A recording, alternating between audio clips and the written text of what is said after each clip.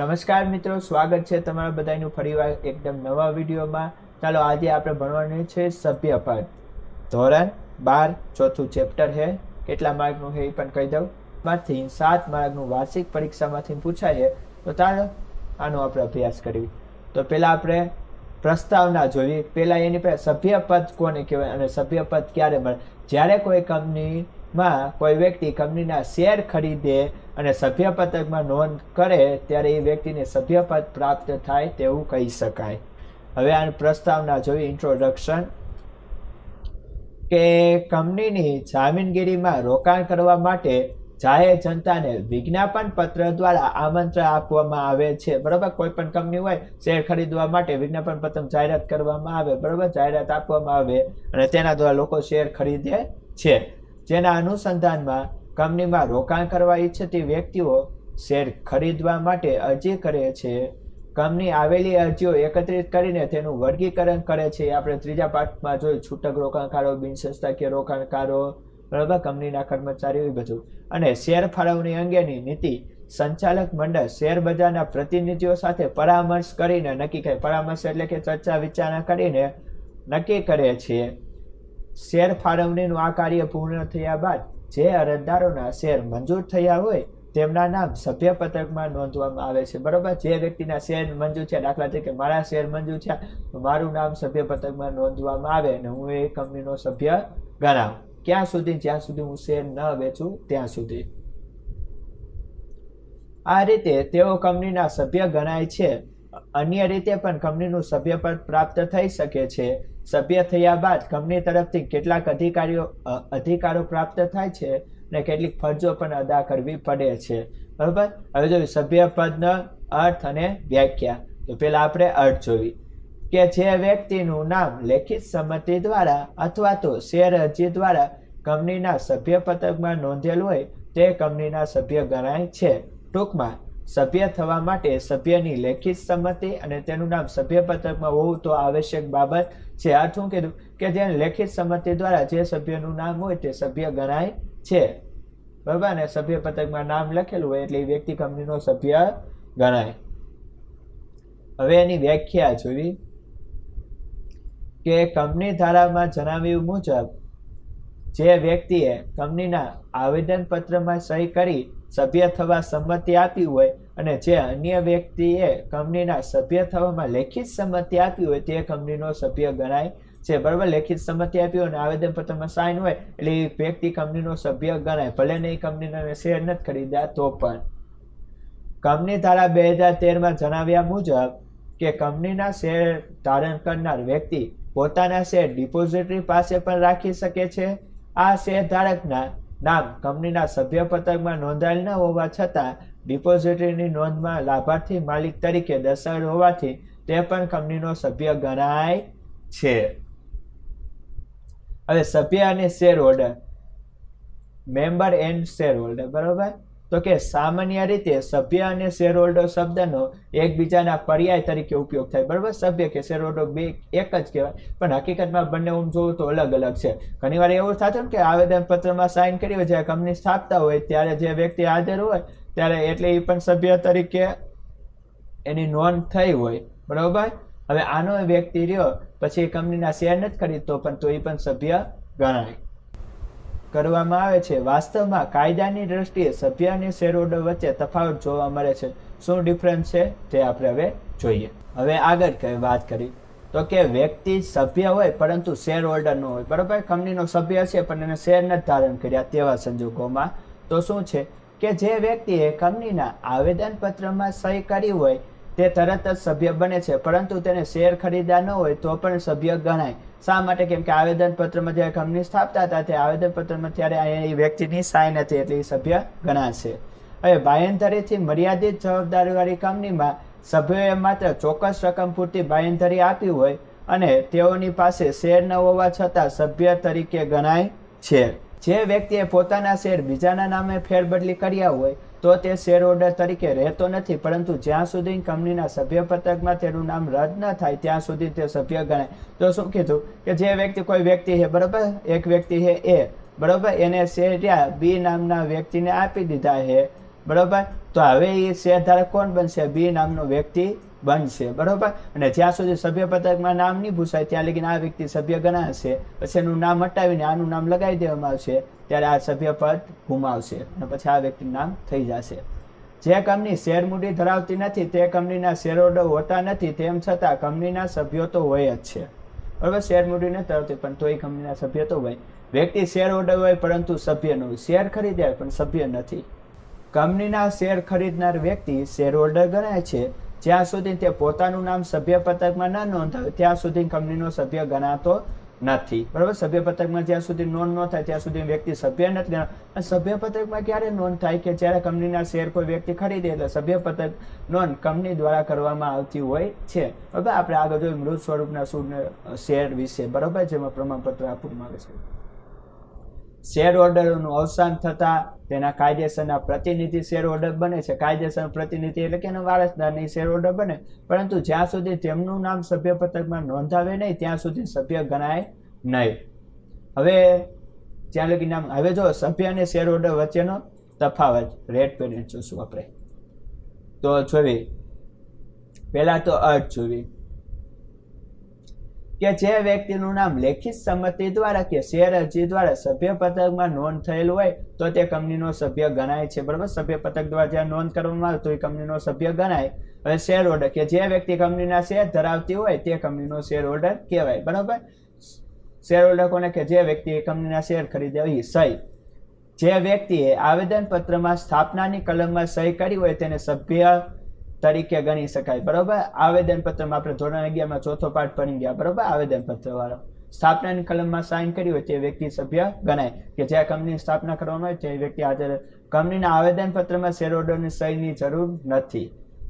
કાયદાકીય હસ્તાક્ષર. કાયદેસરનો પ્રતિનિધિ શેર ફેરબદલીની પ્રક્રિયા દ્વારા તેનું નામ સભ્ય પત્રકમાં નોંધાવે છે ત્યારે તે સભ્ય ગણાય. અને કાયદાકીય હસ્તાક્ષર દ્વારા જ્યારે કાયદેસરના પ્રતિનિધિને શેર પ્રાપ્ત થાય ત્યારે તે શેર હોલ્ડર ગણાય, બરોબર. હવે જો આમાં શું કીધું કે કાયદાકીય હસ્તાક્ષર દ્વારા કાયદેસરના પ્રતિનિધિ, બરોબર. એક વ્યક્તિ છે, બરોબર, આનું અવસાન થયું અને કાયદેસરનો પ્રતિનિધિ એનો વારસદારમાં એનો છોકરો છે તો એના નામે શેર ટ્રાન્સફર થઈ જાય છે, બરોબર. વારસદારમાં નામ હોય તો. હવે જોઈ સભ્યપદ કોણ મેળવી શકે? તો કંપનીએ કાયદા દ્વારા અસ્તિત્વમાં આવેલી કૃત્રિમ વ્યક્તિ છે એવું આપણે પહેલેથી જોયું છે કે કંપનીનું ખુદનું અસ્તિત્વ નથી હોતું, બરોબર. વ્યક્તિ દ્વારા બનાવ જે કાયદા દ્વારા જીવંત વ્યક્તિ જેવા અધિકાર ભોગવે છે. કાયદાની દ્રષ્ટિએ સ્વતંત્ર અસ્તિત્વ તેમજ વ્યક્તિત્વ ધરાવનાર કોઈ પણ એકમ કંપનીનું સભ્યપદ પ્રાપ્ત કરી શકે એવું જ નથી. જો બરોબર આ કંપની છે, બરોબર, દાખલા તરીકે રહ્યું ટાટા વાળા કંપનીના શેર રહ્યા, બરોબર, તો એના એરિયા રિલાયન્સ વાળાને ખરીદવા હોય તો ખરીદી શકે છે. આ અંગે કંપનીના નિયમન પત્રની જોગવાઈનું પાલન થવું જરૂરી છે. કંપનીનું સભ્યપદ મેળવવા માટે નીચેની વ્યક્તિ કે સંસ્થાનો સમાવેશ કરી શકાય. પહેલું તો જીવંત વ્યક્તિ, બરોબર, જીવતો વ્યક્તિ હોવો જોઈએ. કંપનીનું સભ્યપદ એ વ્યક્તિ અને કંપની વચ્ચેનો કરાર દ્વારા મળે છે. ભારતીય કરારના કાયદા મુજબ કરાર કરવા માટે સમર્થ એવી કોઈ પણ જીવંત વ્યક્તિ સભ્ય બની શકે. જે વ્યક્તિ કરાર કરવા અસમર્થ છે તેવી વ્યક્તિ સભ્ય બની શકે નહીં. દાખલા તરીકે સગીર, બરોબર, 18 વર્ષથી નીચેના હોય, નાદાર, અસ્થિર મગજવાળી વ્યક્તિ. ભારતીય કાયદા મુજબ કેટલાક સંજોગોમાં સગીરની બાબતમાં અપવાદ સ્વીકારવામાં આવ્યા હોવાથી તે કંપનીનો સભ્ય બની શકે છે. અમુક જગ્યાએ કીધું હોય કે આટલા વર્ષનો હોય તો પછી તમે બની શકે. દાખલા તરીકે અમુક વ્યક્તિ 17 વર્ષનો છે કે 16 વર્ષનો છે, પછી એમ થાય કે 2 વર્ષ પછી 18 થશે ત્યારે એ પછી સભ્ય બની શકશે. એવી રીતે. હવે પેઢીના ભાગીદારો. ભાગીદારી પેઢી કાયદાની દ્રષ્ટિએ વ્યક્તિ ન હોવાથી તે સભ્ય બની શકે નહીં, પરંતુ પેઢીના ભાગીદારો વ્યક્તિગત રીતે અથવા તો સંયુક્તપણે કંપનીનું સભ્યપદ મેળવી શકે. જો હું કીધું કે પેઢીના ભાગીદારો વ્યક્તિગત રીતે, દાખલા તરીકે મારી કંપની છે, બરોબર, ABC લિમિટેડ. હવે આની અંદર જો ભાગીદાર તરીકે હું કંપની તરફથી ન લઈ પણ હું મારા નામે શેર ખરીદવા હોય તો હું ખરીદી શકું છું વ્યક્તિગત રીતે. હવે હિન્દુ અવિભક્તિ કુટુંબ, બરોબર, કે હિન્દુ અવિભક્તિ કુટુંબમાં માત્ર કુટુંબનો કરતા જ પોતાના કે સંયુક્ત નામે શેર ખરીદીને કંપનીનું સભ્યપદ પ્રાપ્ત કરી શકે છે, જેમાં એક જ વ્યક્તિ હોય. ટ્રસ્ટ. નવા કંપની ધારા મુજબ કોઈ પણ ટ્રસ્ટ કંપનીના શેર ખરીદીને સભ્ય બની શકે અને સભ્યપદ પણ મેળવી પ્રાપ્ત કરી. દાખલા તરીકે કોઈ છે, બરોબર, XYZ લિમિટેડ, XYZ કોઈ ટ્રસ્ટ છે બરોબર કે NGO ચલાવે છે એને રહ્યા કોઈ પણ કંપનીના શેર ખરીદવો છે તો એ આસાનીથી ખરીદી શકે છે બરોબર. અક્ષર હારા નથી થતા મારી આગળ માઉસ છે એટલા માટે બરોબર. વિદેશી વ્યક્તિ અન્ય દેશની કોઈ પણ વ્યક્તિ ભારતીય કંપનીના શેર ધારણ કરીને સભ્ય બની શકે બરોબર કોઈ પણ બીજી. પરંતુ જ્યારે ભારતમાં યુદ્ધકાલીન પરિસ્થિતિ કે કટોકટી જાહેર થાય ત્યારે તે વ્યક્તિ દુશ્મન દેશની હોય તો તેનું સભ્યપદ અને કંપની તરફથી મળતા હકો સ્થગિત કરવામાં આવે છે. એટલે કે ટૂંકમાં એ હક બતાવી અને રોકી દેવામાં આવે કેમ કે આ ભારત દેશનો નથી એટલે એટલા સમય દરમિયાન શેરની ફેરબદલી ન થઈ શકે અને જે કંઈ હક રહ્યા એને આપવામાં ન આવે. બધું યુદ્ધ પૂરું થઈ જાય બધું નિર્ણય લેવા જાય પછી શેર એને આપવો હોય તો આપી શકે.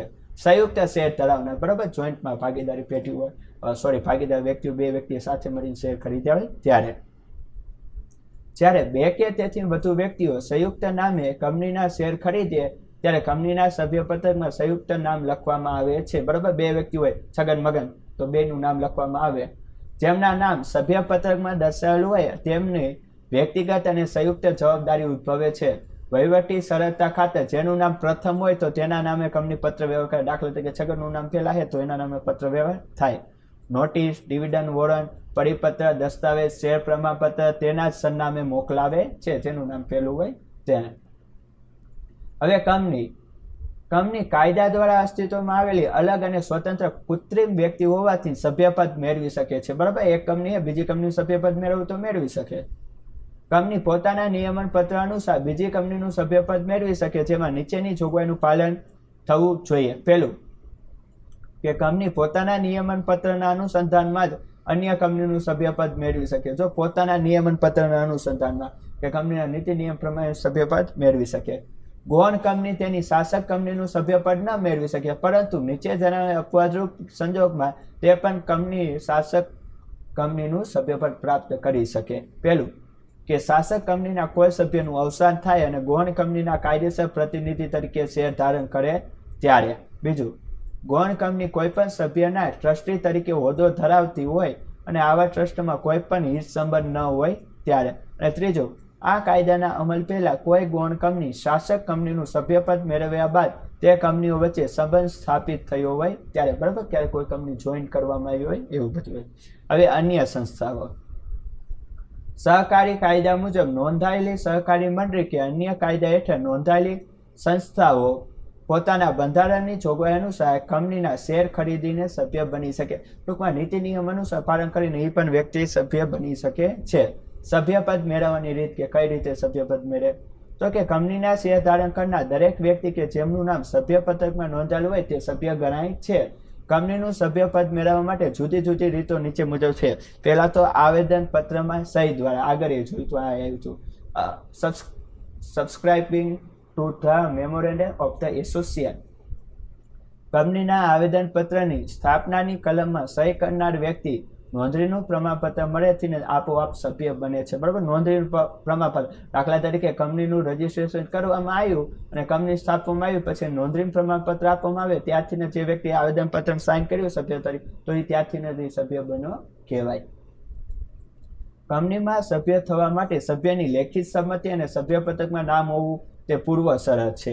તેમ છતાં સ્થાપનાની કલમમાં સહી કરનારને આ શરતો લાગુ પડતી નથી બરાબર. સ્થાપના કલમમાં જે કંપની સ્થાપતા તે સાઇન કર્યું એટલે ન લાગુ પડે. હવે શેર ફાળવણી દ્વારા કંપની વિજ્ઞાપન પત્ર દ્વારા જાહેર જનતાને શેર ભરણા માટે જાહેર આમંત્રણ આપે છે જેના અનુસંધાનમાં વ્યક્તિઓ શેર ખરીદવા માટે અરજી કરે છે. જેમની અરજી મંજૂર થાય ત્યારે તે અરજદારનું નામ સભ્યપત્રકમાં નોંધવામાં આવે છે. પરિણામે તે કંપનીના સભ્ય બને અને સભ્યપદ પ્રાપ્ત કરે છે. હવે શેર ફેરબદલી દ્વારા કે જ્યારે કોઈ શેર હોલ્ડર પોતાના શેર અન્ય વ્યક્તિને વેચે ત્યારે શેર ફેરબદલીની વિધિને અનુસરીને શેર ખરીદનાર વ્યક્તિ કંપનીનું સભ્યપદ મેળવે છે. આવી શેર ફેરબદલી કંપની ધારાની જોગવાઈ અને કંપનીના નિયમન પત્રને આધીન કરી શકાય. ટૂંકમાં જો ફેરબદલી કરવી છે તો કંપની ધારા નીતિ નિયમ બરોબર. દાખલા તરીકે કંપની ધારા નવો કંપની ધારો છે 2013માં અસ્તિત્વમાં આવ્યો તો એ નિયમ પ્રમાણે તમે શેરની ફેરબદલી થઈ શકે. કાયદાકીય હસ્તાક્ષર દ્વારા કે જ્યારે કોઈ શેર હોલ્ડરનું અવસાન થાય કે નાદાર જાહેર થાય. નાદાર ક્યારે જાહેર થાય કે કંઈ વધ્યું ન હોય ત્યારે. અથવા તો અસ્થિર મગજનો હોય, ગાંડો થઈ જાય, જાહેર થાય ત્યારે કાયદાકીય પ્રક્રિયા દ્વારા ફરજિયાત ફેરબદલી આવશ્યક બને છે. આવા સંજોગોમાં તેના વારસદાર કે કાયદેસરના પ્રતિનિધિ સભ્ય બને છે. પરિણામે તેમનું નામ સભ્યપત્રકમાં દાખલ થતા સભ્યપદ મેળવે છે. કાયદાકીય પ્રક્રિયા દ્વારા થતી ફેરબદલી માટે કંપની સમક્ષ પોતાના અધિકારપત્ર રજૂ કરવા પડે છે કે કાયદેસરનું હું જ પ્રતિનિધિ છું એવું જણાવવું પડે છે. અવૈધ તરીકે મેળવે શેર દ્વારા કંપની અસ્તિત્વમાં આવે અને ધંધો શરૂ કરે ત્યાં સુધી અનેક નિષ્ણાત વ્યક્તિઓની સેવા લેવી જરૂરી બને છે. આવી સેવા આપનાર વ્યક્તિઓ તેમની સેવા કે કામગીરીના મહેનતાના બદલે પૂર્ણ ભરપાઈ થયેલ શેર કંપનીમાં અવેજ આપે છે. પરિણામે તે વ્યક્તિનું નામ સભ્યપત્રકમાં નોંધવામાં આવે અને સભ્યપદ મેળવે છે. બરાબર, કામકાજ સારું હોય તો એવા સંજોગોમાં રહ્યું મહેનતાના બદલામાં અમુક શેર આપી દે પછી કંપનીનો સભ્ય ગણાય. સભ્ય તરીકે એનો ખોટો દેખાવ કરીને બરાબર શેર બેર દઈ દીધા તોય ખોટે ખોટો કહે કે હું સભ્ય હું એવું બધું કરે. ત્યારે જ્યારે કોઈ સભ્ય પોતાના શેર અન્યને વેચે ત્યારે તેના સભ્યપદનો અંત આવે છે. તેની પાસે સભ્યપદ ન હોવા છતાં કંપનીના સભ્યપત્રકમાં નામ ચાલુ રહેવા દે છે. પોતે સભ્ય છે તેવો દેખાવ કરે છે.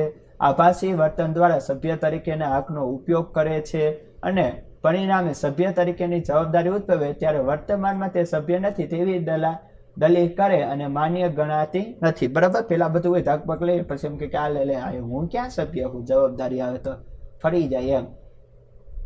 કારણ કે કાયદાની દ્રષ્ટિએ તેને સભ્ય તરીકેના હક મળતા નથી પરંતુ સભ્ય તરીકે જવાબદાર બને છે. હવે ત્યાગપત્રનો ઉપયોગ કરીને આ તમે ત્રીજા પાઠમાં જોઈ ગયા કે પોતાના હકના શેર અમુક બીજા વ્યક્તિને દઈ દે તો ત્યાં ત્યાગપત્રનો આવે. વર્તમાન શેર હોલ્ડરો હકના શેર ખરીદવા માટે મળેલ હકનો સંપૂર્ણ કે આંશિક રીતે અન્યની તરફેણમાં જતો કરે ત્યારે ત્યાગપત્રનો ઉપયોગ કરે છે. ત્યાગપત્રને આધારે જે વ્યક્તિનું નામ દર્શાવેલ હોય તે શેર હોલ્ડર બને છે અને કંપનીના સભ્યપત્રકમાં નામ નોંધાવવા માટે વિનંતી કરે છે. કંપની તેને માન્ય કરી સભ્યપત્રકમાં નામ નોંધે ત્યારે તેને સભ્યપદ પ્રાપ્ત થાય છે. આ ટૂંકમાં તમને કહી દઉં કે કોઈ એ નામનો વ્યક્તિ છે બરોબર, એને એમ કીધું કે આ કંપની તરફ શેર આવે ને એ મારે નથી જોતો, મારા બદલે આ બી નામના વધારાના શેર છે ને એને તમે આપી દે ને એટલે પોતાના હકનો ત્યાગ કરે અને પછી આના નામે શેર જાય એટલે સભ્યપત્રક તરીકે બી નામનો વ્યક્તિ જોડાય. હવે રૂપાંતર પાત્ર ડિબેન્ચર ધારકો બરોબર કે જે ડિબેન્ચર ધારકો પાસે રૂપાંતર પાત્ર ડિબેન્ચર હોય અને નિશ્ચિત મુદ્દતે ડિબેન્ચરને ઇક્વિટી શેરમાં રૂપાંતર પામે ત્યારે તે ડિબેન્ચર ધારક ઇક્વિટી શેર ધારણ કરવાથી સભ્ય બને છે અને સભ્યપત્રકમાં તેનું નામ દાખલ કરવામાં આવે છે. જો રૂપાંતર પાત્ર હવે કંપની ડિબેન્ચર એટલે કે દેવું થાય બરોબર, પછી ત્યારે કંપની એમ કહે કે તમારે નાણાં જોતવા છે કે એના બદલામાં અમે તમને શેર આપી દે તો એમ કહે કે કાંઈ વાંધો મને ઇક્વિટી શેર આપી દો તો એ શેર ધારણ કર્યા. હવે વ્યક્તિનો એ કંપનીનો સભ્ય બન્યો એટલે ત્યારે પણ એનું નામ સભ્યપત્રકમાં દાખલ કરવામાં આવે છે. હવે સ્વેટ ઇક્વિટી શેર દ્વારા કે કંપની તેના સંચાલકો કર્મચારીઓ અને વિશિષ્ટ જ્ઞાન ધરાવતા કર્મચારીઓને વટાવથી અથવા તો રોકડ સિવાયના અવેજથી જે શેર ફાળવે છે તેને સ્વેટ ઇક્વિટી શેર કહે છે. આ પ્રકારના શેર ધારકનું નામ સભ્યપત્રકમાં નોંધ કરવાથી સભ્યપદ પ્રાપ્ત થાય છે. બરાબર, વટાવથી અથવા તો રોકડ સિવાયના અવેજથી બીજા કોઈ માધ્યમ દ્વારા શેર બહાર પાડે એને સ્વેટ ઇક્વિટી શેર કહેવાય. હવે સભ્યપદનો અંત ક્યારે આવે કે જ્યારે કંપનીના સભ્યપત્રકમાંથી સભ્યનું નામ રદ થાય ત્યારે તે વ્યક્તિના સભ્યપદનો અંત આવે. આ અંગેના વિવિધ સંજોગો નીચે મુજબ દર્શાવે. પહેલું, શેર ફેરબદલી દ્વારા બરાબર, મેં કોઈ કંપનીનો હું સભ્ય હું, મેં મારા શેર કોઈ બીજા વ્યક્તિને આપી દીધા બરાબર, મેં છગનભાઈને આપી દીધા તો મારું નામ સભ્યપત્રકમાં હટી જશે અને હવે છગનભાઈનું નામ છગનભાઈનું એની અંદર આવી જશે. કે કંપનીનો સભ્ય પોતાના તમામ શેર અન્ય કોઈ વ્યક્તિ કે વ્યક્તિઓને વેચે ત્યારે શેરની ફેરબદલીની પ્રક્રિયાના આધારે શેર વેચનારનું નામ સભ્યપત્રકમાંથી રદ થાય છે. પરિણામે વેચનારનું સભ્યપદનો અંત આવે. દાખલા હું વેચી દઉં, મારો અંત આવે ને બદલે જેને શેર ખરીદાય એનું નામ ચલાવવામાં આવે. કાયદાકીય હસ્તાક્ષર દ્વારા જ્યારે કોઈ સભ્યનું અવસાન થાય, નાદાર કે અસ્થિર મગજનો જાહેર થાય ત્યારે કાયદાની પ્રક્રિયા દ્વારા શેરની માલિકી તેના કાયદેસરના પ્રતિનિધિને મળે છે. પરિણામે મૂળ સભ્યના સભ્યપદનો અંત આવે છે કાયદાકીય પ્રક્રિયા દ્વારા. બરાબર, કાયદાકીય હસ્તાક્ષર ઘણી વાર એવું થતું કે કોઈ વ્યક્તિ રહ્યા શેરના હપ્તા નથી ચૂકવ્યા તેવા સંજોગોમાં કાયદેસર જે પ્રતિનિધિ હોય શેર ઘણી વાર જપ્ત પણ થઈ જાય, બીજા વ્યક્તિને પણ ફાળવવામાં આવે. દાખલા તરીકે એક વ્યક્તિ છે એનાનો એ અવસાન થઈ ગયું ને એના બદલે કાયદેસરનો પ્રતિનિધિ બી નામનો વ્યક્તિ છે તો એના નામે શેર આપવામાં આવે. હવે શેર જપ્તી દ્વારા કે કંપનીએ શેર પરના હપ્તા મંગાવ્યા હોય અને નિયત મુદતમાં શેર હોલ્ડર હપ્તાની રકમ ન ભરે ત્યારે યોગ્ય કાર્યવાહી બાદ તેના શેર જપ્ત કરવામાં આવે છે. પરિણામે તે શેર હોલ્ડરનું નામ સભ્યપત્રકમાંથી રદ થતા સભ્યનો અંત આવે છે.